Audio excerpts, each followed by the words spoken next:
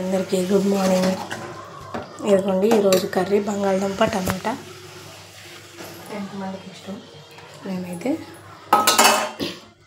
టమాటా బంగాళదుంప ఉల్లిపాయ ఒకేసారి వేసేస్తాను. నూనె వేసి తాలింపులు వేసి వేడైనాక వేసేస్తాను.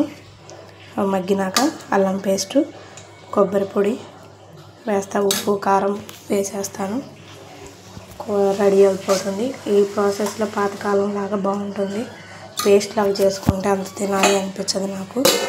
ఇదిగోండి లంచ్ బాక్స్ రెడీ. ఇదిగోండి రైస్.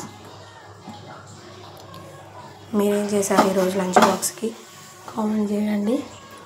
ఇదిగోండి రాత్రి పుల్కా తెచ్చారు, అది ఎవరు తినలేదు ఇంకా. ఇప్పుడు వేడి చేసి కొంచెం ఆయిల్ వేసి, వేస్ట్ చేయడం ఎందుకు, కొంచెం ఆయిల్ వేసి వేడి చేసి ఇవ్వడమే. మీకు ఎంతమందికి పుల్కా ఇష్టము? ఇప్పుడు దీని మీద ఆయిల్ వేస్తే చపాతీ అయిపోతుంది. ఇంట్లోకి మష్రూమ్ కర్రీ, పాలక్ కర్రీ ఇచ్చారు. మీకు ఏ కూర అంటే ఇష్టం వీటిల్లో?